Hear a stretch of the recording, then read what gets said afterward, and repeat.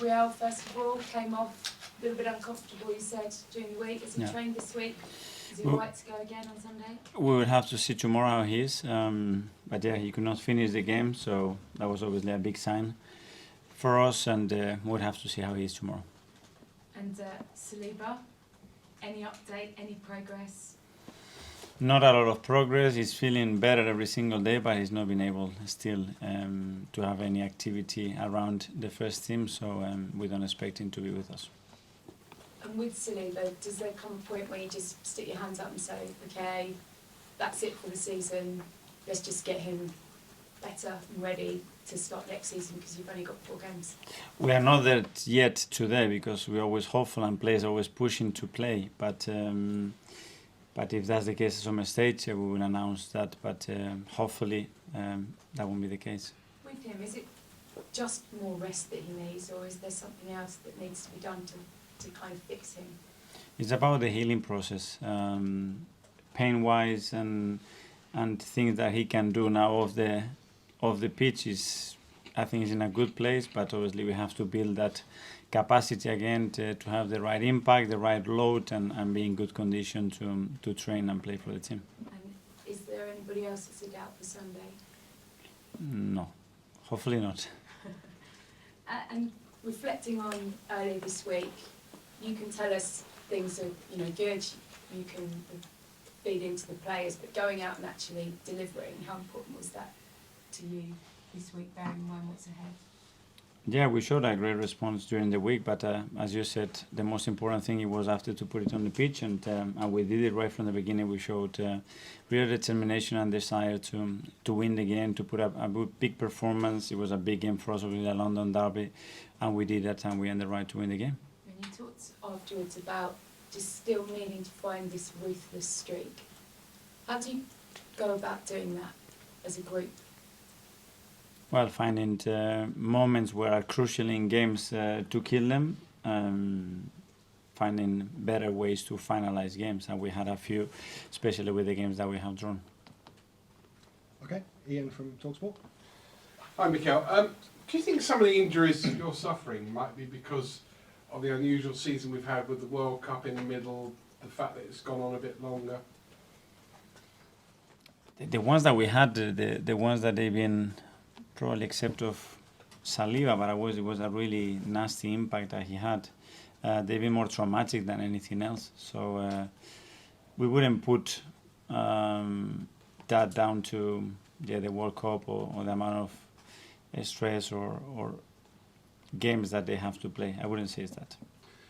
Going to Newcastle, how much this weekend do you have to put out of your players' minds what happened last season up there? Very different game. A year ago, different players, different game. We're going to have to play much better than we did last year, that's for sure. And we know that it's going to be a really tough game because especially at home they've been really, really good. They have, and they made life difficult for you at the Emirates as well. I mean, was that one of your, apart from City, one of your toughest games this season? Yeah, we had a few, certainly. That was a game, I think it was a game that we deserved to win.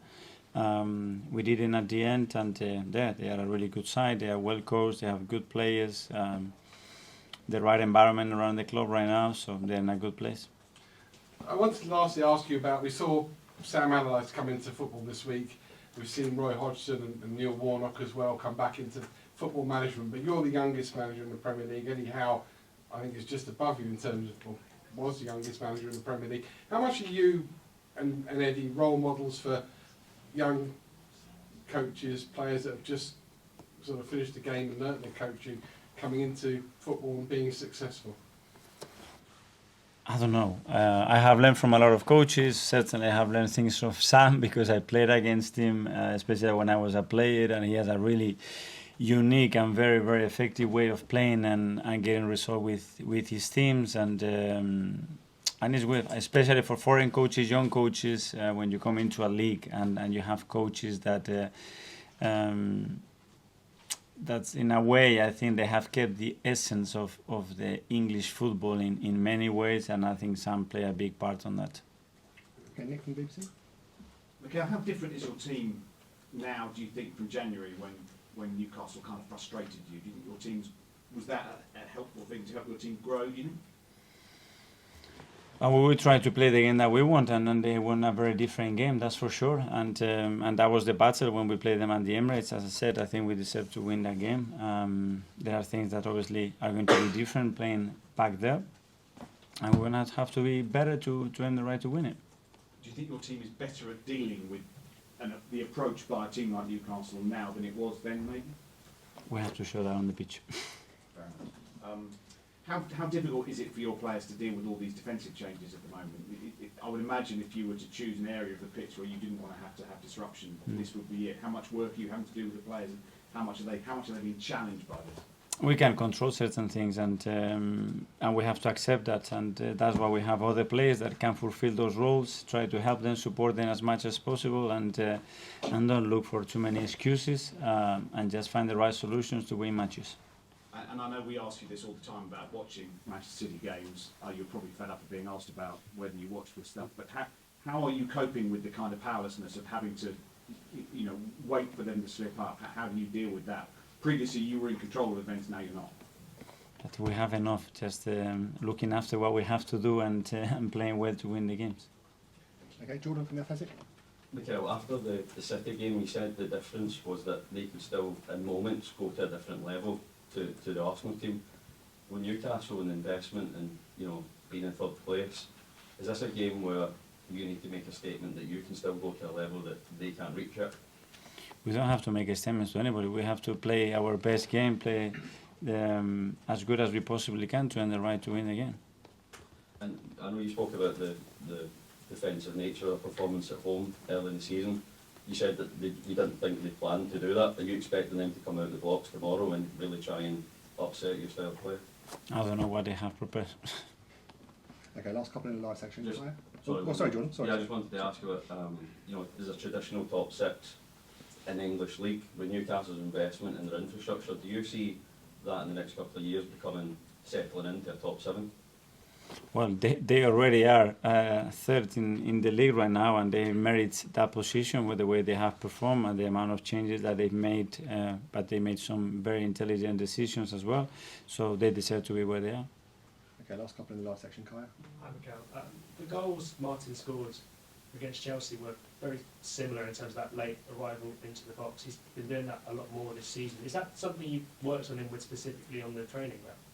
Well, that's something that our attacking midfielders have to have the ability to do, because that's what we played in a certain way to explore those spaces. And Martin has the capacity to do that. Obviously, he's finding himself in those positions, and then he's been very effective finalizing the actions, and it's something very important for us. Because he wasn't doing it as much before when he maybe came in. So is the way that the team's playing, is that changed, or are you sort of maybe showing him clips of other players who do it quite similarly to get him to do that better? No, it's about what we want in the position and what we think is capable of doing. Over time, we have to think to adapt to the quality of our players, but as well trying to inspire them to go a bit further than what they've been doing and explore other things that can be incredibly important for the team to help us to win more games. And he's always been open, and he works really hard to try to achieve that all the time.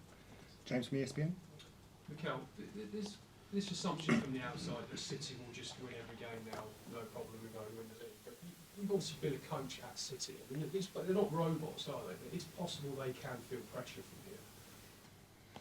I don't know what's going to happen. They have won a lot of games in the last few months, that's for sure. And if they do so, they will deserve to win the league. And if they don't, then we have to be ready, winning our games to be there. Can you think of any examples of when you were a coach at City, particularly in that last season when it was so neck and neck Liverpool, where you did feel the pressure a little bit at City, that you did think, we might lose them?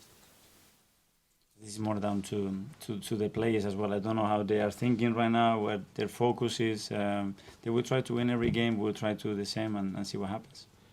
Just one on that Newcastle defeat last season. Can you use that experience as motivation on Sunday?